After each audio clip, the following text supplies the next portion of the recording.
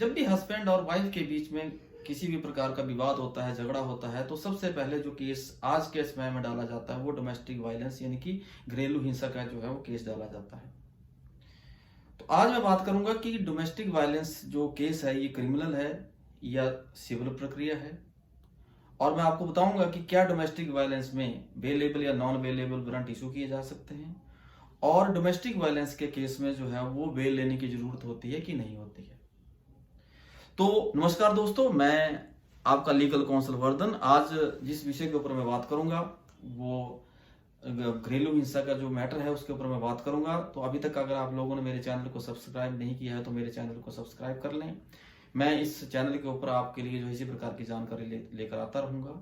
तो सबसे पहले हम बात करते हैं कि अगर डोमेस्टिक वायलेंस केस जो है वो रजिस्टर्ड हो गया तो इसे किस तरह से रजिस्टर्ड किया जा सकता है।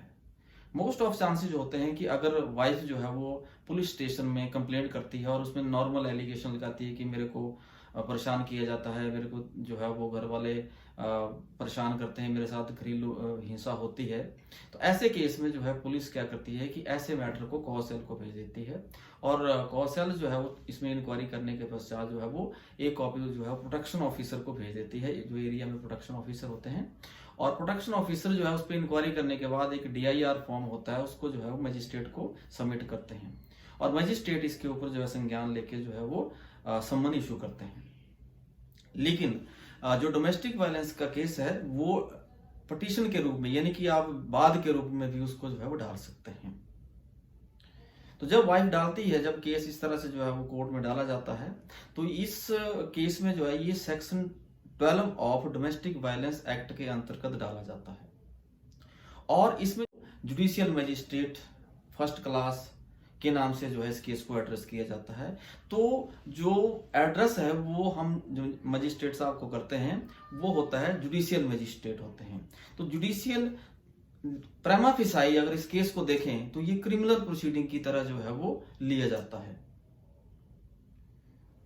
लेकिन अगर मजिस्ट्रेट द्वारा जो है उसमें संज्ञान ले लिया जाता है और सम्मन इशू कर दिए जाते हैं।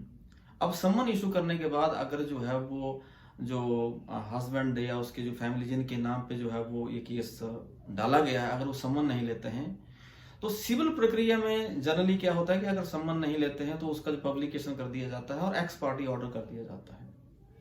और क्रिमिनल केस में बेलेबल या नॉन बेलेबल वारंट इशू किए जाते हैं।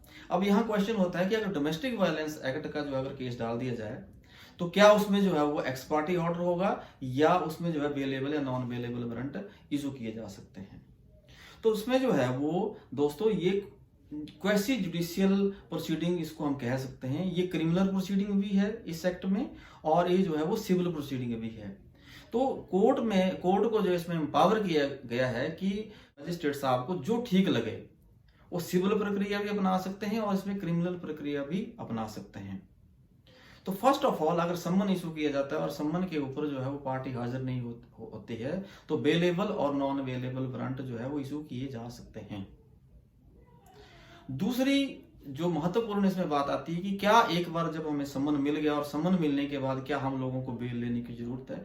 तो इस एक्ट में प्रोविजन है कि आपको बेल लेने की जरूरत नहीं है।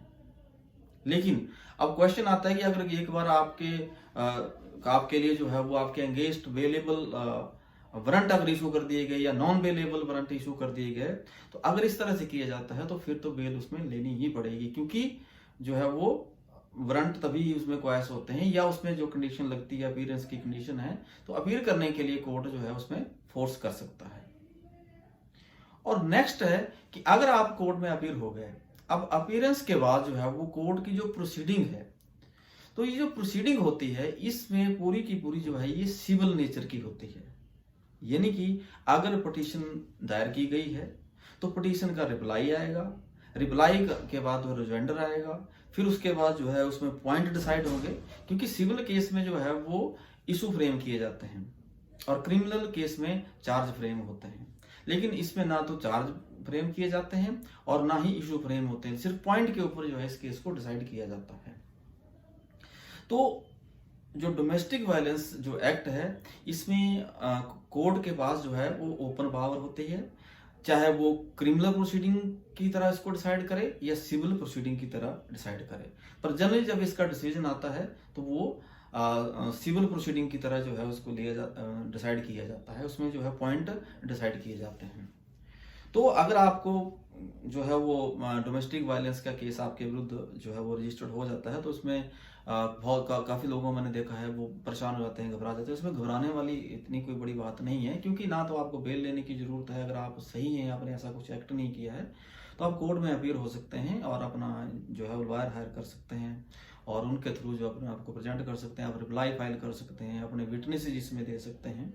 इसमें जो है वो यूज किया जाता है कंप्लेनेंट वर्ड जो है वो इसमें नहीं, लेकिन इसमें एप्लीकेंट शब्द यूज किया जाता है जब इसको डिसाइड किया जाता है। तो एप्लीकेंट और रिस्पोंडेंट इसमें जो है वो यूज किया जाता है, जो कि सिविल प्रोसीडिंग में जो है वो प्रोसीडिंग की जाती है।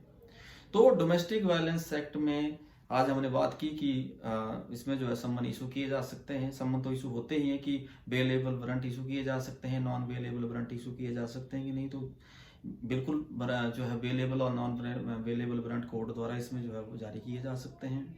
और इसकी जो प्रोसीडिंग है वो डिपेंड अपॉन द कोर्ट होती है, लेकिन जो इसका डिसीजन होता है और जो प्रोसीडिंग बाद में चलती है, अपीयरेंस के बाद जो इसकी प्रोसीडिंग चलती है वो जो है वो सिविल इन नेचर होती है।